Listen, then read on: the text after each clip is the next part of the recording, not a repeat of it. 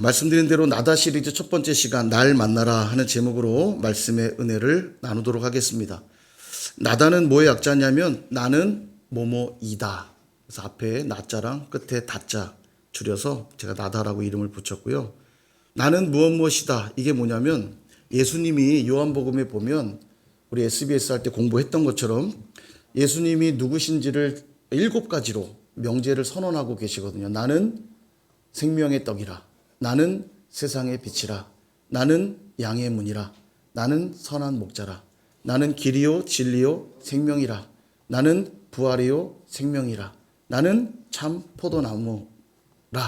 이렇게 7가지로 예수님이 누구신지 말씀하고 있거든요. 우리가 앞으로 이제 7주간 예수님이 어떤 분이신지를 살펴보면서 그 주님을 더 깊이 알아가고 붙잡을 때 우리가 믿음의 용사가 될 줄로 믿습니다. 예수님이 왜 나는 무엇이다라고 당신을 밝히셨냐면 이게 헬라어로 에고 에이미, 나는 이다, 나는 나다, 이런 표현이에요. 이게 어디서 나온 거냐면 출애굽기 3장을 보면 모세가 호렙산에서 하나님을 만나고 소명을 받는 장면이 있습니다. 거기서 내가 나의 백성들을 너를 통하여 이끌어낼 것이다 말씀했을 때 모세가 하나님의 이름을 그들에게 뭐라고 물으면 뭐라고 제가 답을 해야 되겠습니까? 라고 하자 하나님이 나는 스스로 있는 자니라 이렇게 답을 하시거든요. 우리 성경으로 번역하다 보니까 나는 스스로 있다라고 번역했지만 더 정확한 직역을 하면 영어로는 I am who I am 이에요. 나는 나다. 하나님을 뭐라고 이름을 설명하겠습니까? 나는 나다. 원래부터 있던 하나님이시고 나는 나다. 이게 하나님의 이름이라 말씀하시거든요. 사람들에게 처음으로 공개적으로 오픈하신 이름이 나는 나다였어요. 지금 구약에서 그렇게 하나님의 이름이 오픈되었던 것처럼 신약에선 예수님이 나는 나다. 나는 생명의 떡이요. 나는 세상의 빛이요. 나는 양의 문이고 선한 목자고 길이요 진리요 생명이요 부활이요 생명이요 참 포도나무다. 그걸 밝히심으로써 예수님이 하나님이시고 구원의 길임을 말씀하고 있는 거죠. 바라기는 앞으로의 8주의 시간 통해서 우리가 늘 믿고 따르고 의지한다고 하는 그 예수님이지만 특별히 이 시간들을 통해서 더 깊이 주님을 만나게 되는 복음의 용사들이 다 되시기를 주님의 이름으로 축원합니다. 우리가 누군가와의 만남을 시작할 때 먼저 지식적으로 알아가죠. 그 사람의 이름이 무엇인지, 그 사람의 고향은 어디인지, 그 사람의 출신 학교, 그 사람의 전공, 그 사람의 재능, 또 그 사람의 취미, 그 사람의 특기 이런 것들을 알아갑니다. 그러다가 교제가 점점 깊어지기 시작하면 그 내면의 것들도 알기 시작하죠. 그 사람의 성격은 어떠한지, 그 사람의 인품은 어떤지, 그 사람의 장점, 단점 이런 것들을 알아가기 시작하죠. 이것을 인격적인 만남이라고 우리는 말합니다. 교회에서 많이 묻죠. 하나님을 인격적으로 만나셨나요? 많이 묻잖아요. 인격적인 만남이란 게 그런 거예요. 속에 깊은 것까지도 경험하고 알아가는 사이, 알아가는 관계, 이걸 인격적 만남이랍니다. 좀 어려운 말로 하면 지정의가 함께 지정의를 가지고 만남을 갖는 관계를 인격적 만남이라고 합니다. 성경은 이러한 인격적 만남을 안다라고 하는 단어로 설명을 합니다. 안다. 구약에 보면 야다. 구약은 히브리어로 쓰였으니까요. 히브리어 단어 야다라는 단어를 쓰고 신약은 헬라어로 쓰였기 때문에 헬라어 단어 기노스코라는 단어를 씁니다. 야다, 기노스코 이 단어는 다 안다라는 뜻이에요. 근데 이 안다는 무슨 뜻이냐면 지식적인 알미 아니라 경험적인 알을 말합니다. 그래서 이 단어들이 어디에 쓰였는가 용례를 보면 가장 쉽게 이해할 수 있는 한 예만 들면 이것이에요. 여자가 사내를 알지 못하니, 여자가 사내를 알지 못하니 할 때 이 사용된 안다라고 하는 이 단어들이 야다 혹은 기노스코 이런 단어를 쓴다는 거예요. 남자와 여자가 안다는 뜻이 뭘까요? 부부가 되어서 서로 동침했다는 의미로 사용할 때 쓰는 단어예요. 그러니까 좀 풀어 설명드리면 서로의 깊고 은밀한 것까지 공유한 암. 이것이 야다요, 이것이 기노스코라는 거예요. 그러니까 신앙의 본질은 무엇입니까? 하나님을 아는 것. 이게 신앙의 본질이에요. 어떻게 아냐?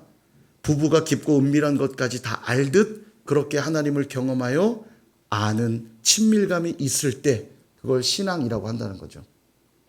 결론적으로 하나님을 안다는 건 뭐냐면 하나님에 관한 지식을 넘어서 하나님에 대해 경험한 인격적인 만남을 말하는 겁니다. 이게 하나님을 안다는 의미예요. 구원이 무엇일까요? 여러분, 영생은 무엇입니까? 우리가 구원과 영생을 말하면 떠오르는 이미지는 이 땅을 벗어나 저 천국으로 공간 이동하는 것을 우리는 많이 생각하지만, 여러분, 공간 이동의 문제가 아닙니다. 구원은 뭐냐면 본질적으로 하나님을 알게 된 자가 누리는 상태가 구원이고요. 영생도 마찬가지입니다. 요한복음 17장 3절엔 영생을 이렇게 정의하죠. 영생은 곧 유일하신 참 하나님과 그가 보내신 자 예수 그리스도를 아는 것, 기노스코, 아는 것이니이다. 이 단어가 기노스코예요. 영생이 그거예요. 영생이 공간 이동하는 게 영생이 아니고요.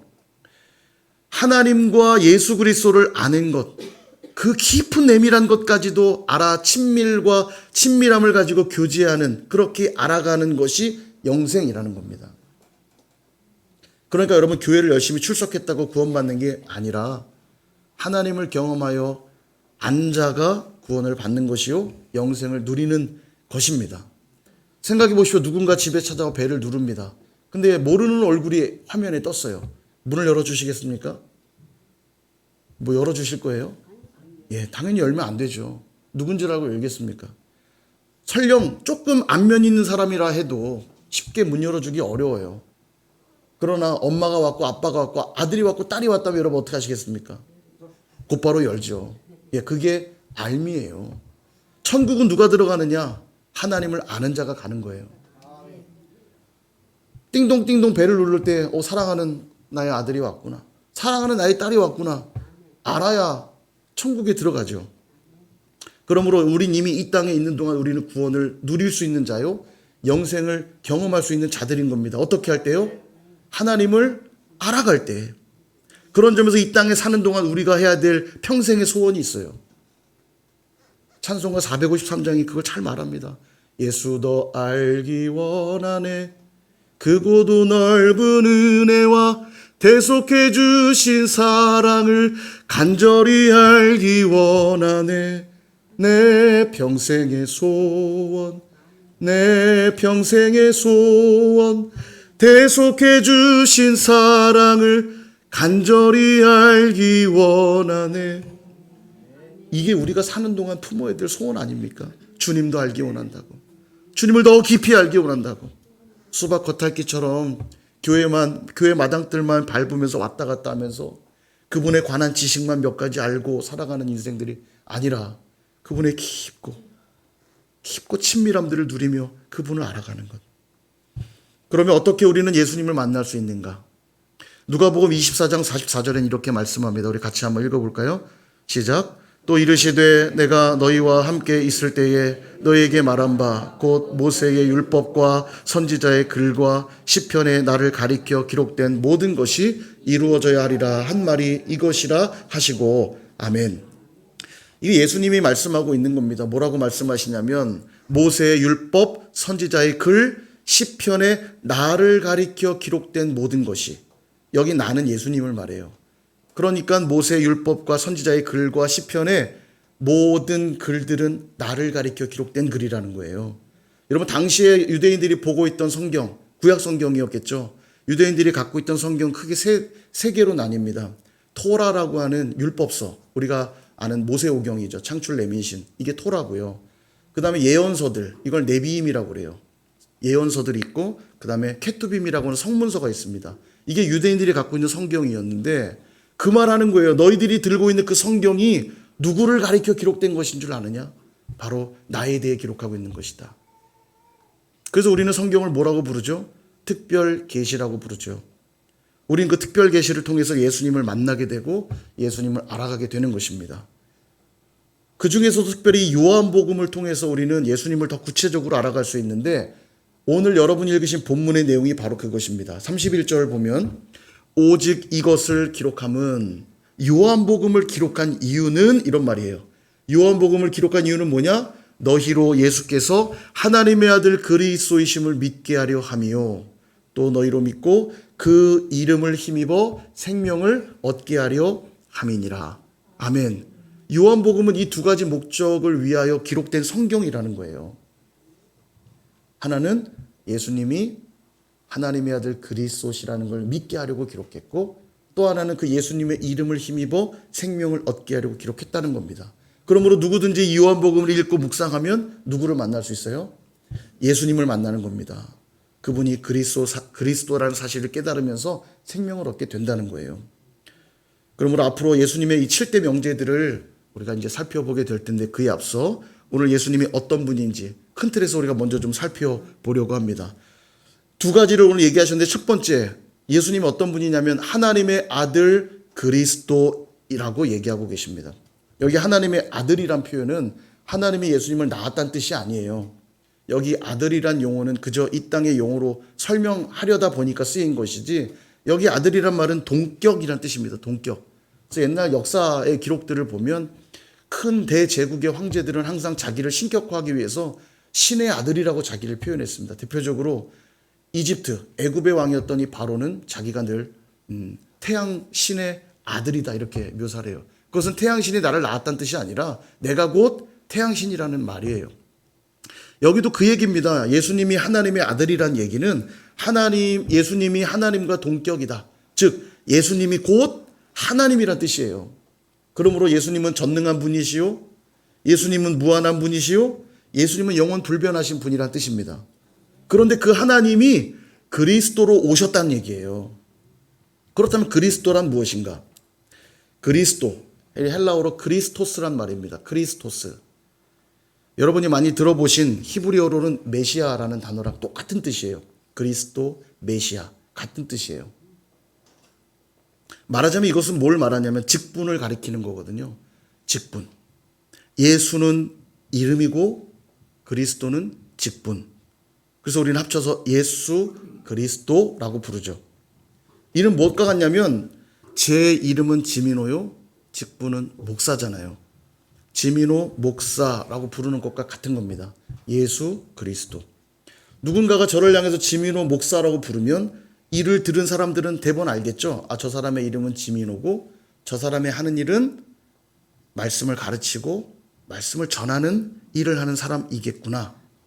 그렇게 바로 알겠죠. 근데 여러분, 제가 집에 가면 저를 목사라고 부르는 사람이 있을까요, 없을까요? 예. 집에 가면 저를 아무도 목사라고 안 부릅니다. 자녀들은 뭐 아빠라고 부르고 또 아내도 뭐 여보, 당신 이렇게 부르죠. 예, 목사라고 안 불러요. 그럼 제가 어디서 목사라고 불릴까요? 예, 선일교회에서 저를 목사라고 불러주겠죠. 제가 오늘 선일교회에 왜 왔는가? 지민호 목사로 온 거예요. 지민호라고 하는 사람이 목사의 역할을 하기 위해 온 겁니다. 동일하게 우리 예수님이 이 땅에 왜 오셨냐면 그리스도로 오셨다는 거예요. 그러면 그리스도가 무슨 직분인지만 확인하면 되겠죠. 무슨 역할을 하는지 알게 되지 않겠어요, 그러면? 이 그리스도라고 하는 말의 뜻은 뭐냐면 기름 부음 받은 자라는 뜻입니다. 메시아가 똑같은 뜻이에요. 메시아, 그리스도 둘 다 기름 부음 받은 자. 그런 뜻이에요. 하나님이 사람을 세우실 때 기름을 부어 세우시는데 딱 세 종류의 사람에게만 기름을 부어 세우셨습니다. 바로 왕에게, 제사장에게, 선지자에게. 이 세 사람에게만 기름 부어 세우셨거든요. 이 말은 예수님이 이 땅에 오셔서 하셔야 될 역할이 왕으로서의 역할, 제사장으로서의 역할, 선지자로서의 역할로 오셨다는 것이에요. 첫 번째, 왕으로서 오셨다고 이야기합니다. 왕은 뭐 하는 존재냐면 백성들을 책임지는 존재입니다. 어떤 자든지 그의 백성이 되기만 하면 그로부터 공급받고 대적들로부터 보호를 받게 되죠. 그래서 왕은 백성들의 모든 삶을 관여하고 책임지는 존재입니다. 물론 이 땅의 왕들은 악한 왕들도 많고요, 형편없는 왕들도 많기 때문에 문제가 많지만 우리 예수님은 하나님으로서 그분의 전능하시고 무한하시고 영원 불변하신 통치는 무결하고 무흠하다는 거예요. 누가복음 1장 33절에 이렇게 말씀합니다. 영원히 야곱의 집을 왕으로 다스리실 것이며 그 나라가 무궁하리라. 아멘. 이 말씀 뭐냐면 마리아에게 천사가 찾아와서 이제 성령으로 잉태하여 아이를 낳게 될 것이다. 예, 그 예언의 말씀을 주면서 낳게 될 그 아이는 어떤 존재냐? 영원히 야곱의 집을 왕으로 다스릴 분이다. 이렇게 이야기하고 있습니다. 예수님이 무엇으로 오신 분이라고요? 왕으로 오신 분이라는 거예요. 그래서 영원한 왕으로 오셔서 통치하시고 다스리실 분이라는 겁니다. 그러므로 누구든지 그분의 통치를 받고 그분께 삶을 맡기기만 하면 안전하고 평안하고 영생을 누리는 삶을 살아가게 되는 것이죠. 그러므로 우리가 왕 대신 예수를 믿는다는 건 무슨 뜻이냐? 우리의 인생을 그분께 전적으로 의탁한다는 뜻이에요.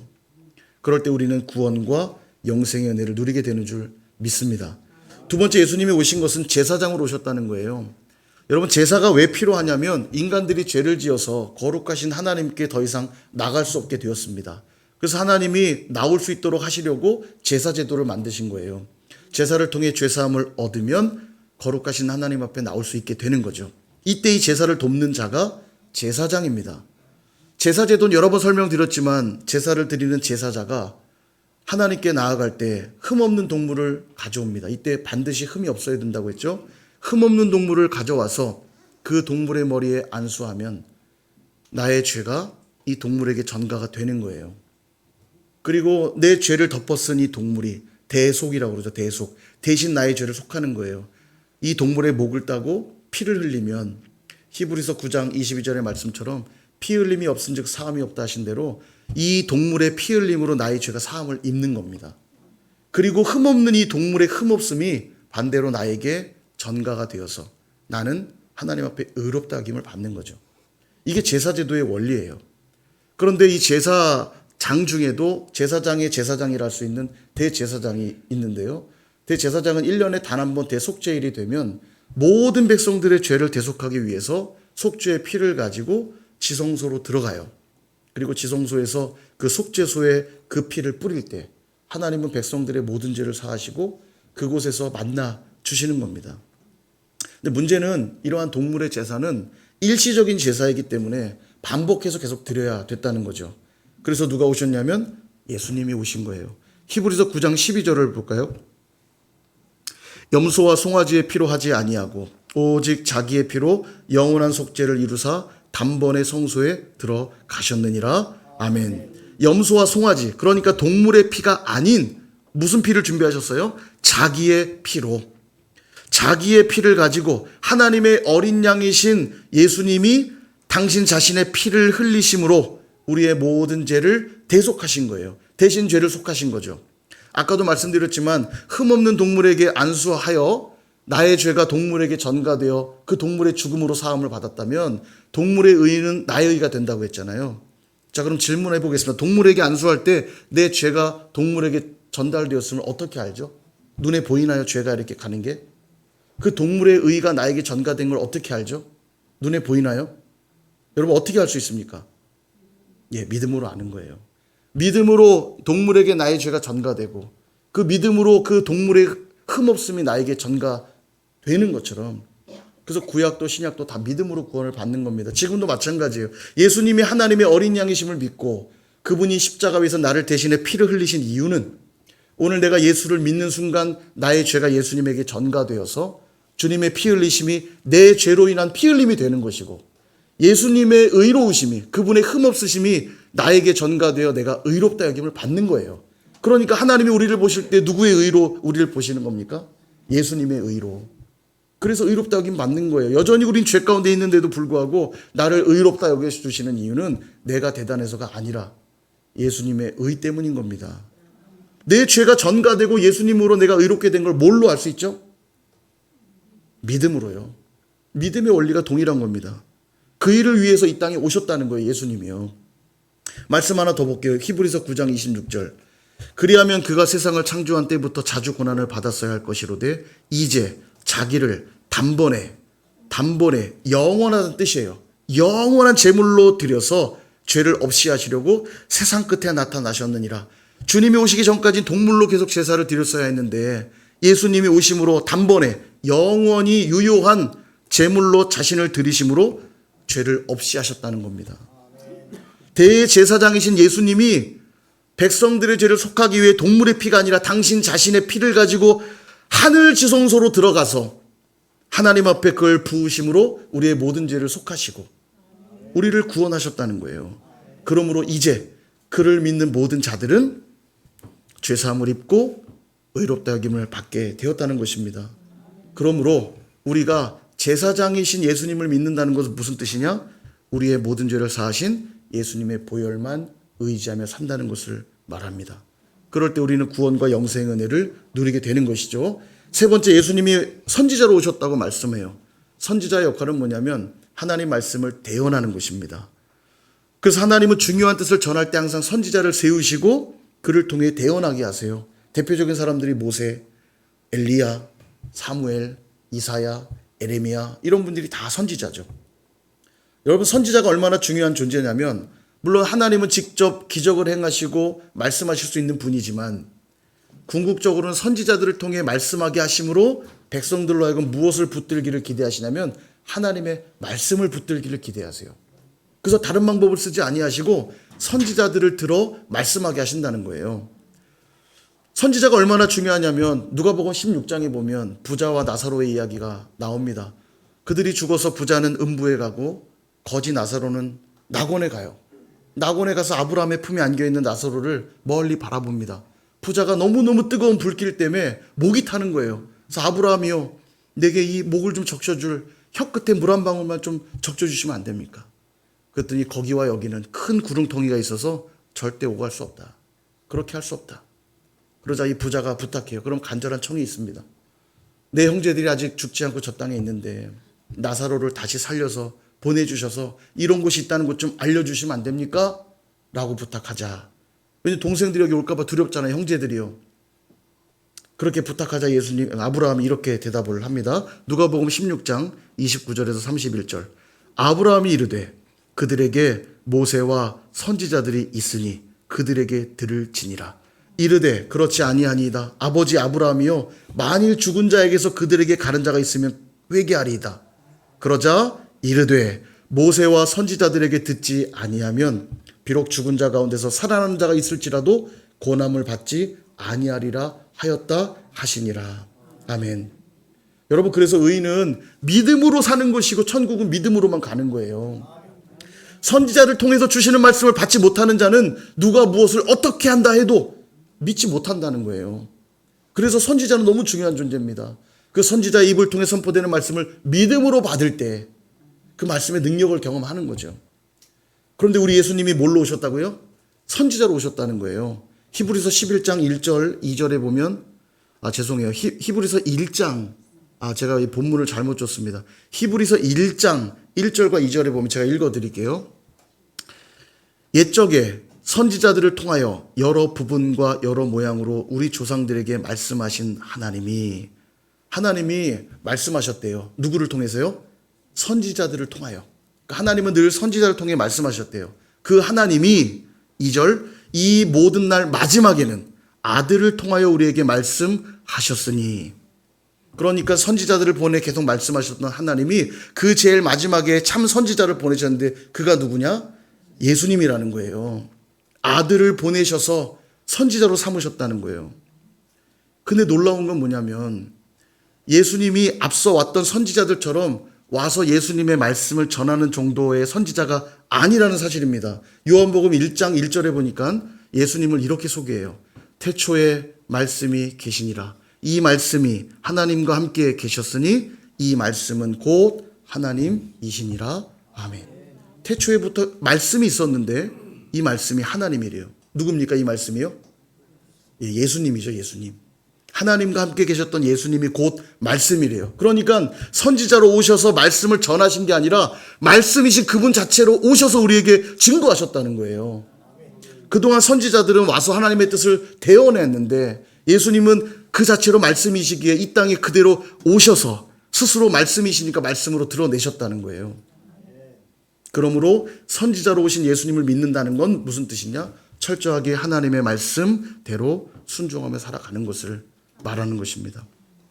이제 말씀을 정리하려고 합니다. 우리 예수님은 왕으로 오셨고 제사장으로 오셨고 선지자로 오셨습니다. 구약에 많은 왕들이 있었어요. 많은 제사장들이 있었어요. 많은 선지자들이 있었습니다. 그러나 그들은 영원한 존재들이 아니었죠. 전부 예수님을 예표하는 존재들일 뿐입니다. 그리고 마침내 예수님이 오셔서 우리의 왕으로, 우리의 제사장으로, 우리의 선지자로 오셔서 이 모든 걸 이루시고 구원과 영생의 길을 여시어 우리로 하여금 하나님께 나아가는 길을 여셨다는 사실입니다. 그래서 요한복음을 성령의 감동으로 그래서 기록하셨다는 거예요. 이 사실을 알게 하시려고. 그러므로 이제 그 말씀을 통해서 우리는 왕 대신 그분의 통치를 받고 제사장이신 그분으로 인하여 죄사함을 입으며 선지자이신 그분의 말씀대로 살아가기만 한다면 어떻게 돼요? 그 이름을 힘입어 생명을 얻게 될 것이다. 말씀하고 있는 거예요. 사랑하는 여러분, 이제 앞으로 7주간 예수님의 7대 명제, 에고 에이미, 나는 무엇이다 라고 하신 그 내용들을 하나씩 살펴볼 텐데, 이 시간들을 통해서 바라기는 예수님을 인격적으로 더 깊이 만날 수 있기를 축원합니다. 말씀을 대할 때마다 그분의 숨결을 느끼실 수 있기를 바랍니다. 그분의 따뜻한 음성을 들으실 수 있기를 축복합니다. 그분의 섬세한 손길을 경험하시기를 축원드립니다. 그 앞에 마음문을 활짝 여시고 이 놀라운 구원의 초청 가운데 나아가셔서 복음의 용사로 살아가시는 저 여러분 다 되시기를 주님의 이름으로 축원드립니다.